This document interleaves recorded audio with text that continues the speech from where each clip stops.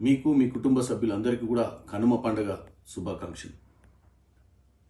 గత వారం 10 రోజులుగా జరుగుతున్నటువంటి విషయాలు, ముఖ్యంగా ఒక ప్రముఖ ఛానల్లో వచ్చినటువంటి ఆఫ్ ద రికార్డ్ కథనం, ఆ కథనం తర్వాత జరిగినటువంటి అరెస్టులు, ఇవన్నీ కూడా చాలా బాధాకరమైనటువంటి విషయాలు. ఎందుకంటే నేను ఒక అధికార ప్రతినిధిగా, మీడియాతో సంబంధాలు ఉన్నటువంటి వ్యక్తిగా నాకు అందరూ దగ్గర వాళ్ళే. ఈ కథనం వచ్చుడే ఒక బాధాకరమైన విషయం, తర్వాత ఈ అరెస్టులు కూడా అంతకంటే ఎక్కువ బాధాకరమైన విషయం.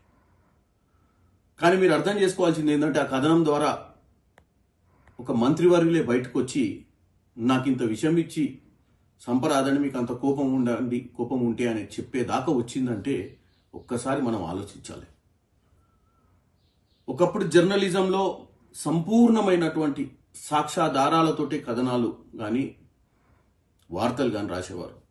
ఇప్పుడు ఊహించి ఇలా జరుగుతుందేమో, ఇలా జరిగి ఉండవచ్చేమో అన్న విధంగా మనం కథనాలు రాయడంతో ఒక మంత్రిగా ఉన్నటువంటి వారే ఇట్లా వచ్చి వాళ్ళు బాధపడుతున్నారంటే, మరి ఒక ఉన్నత చదువుకొని ఆ స్థానంలో ఉన్నటువంటి అధికారిని, మరి ఆమె కుటుంబంలో కానీ ఆమె సమాజంలో పనిచేసే వ్యవస్థలో కూడా ఆమె ఎటువంటి పరిస్థితులకు ఎదురవ్వాల్సి వస్తుందో మీరు ఆలోచించండి.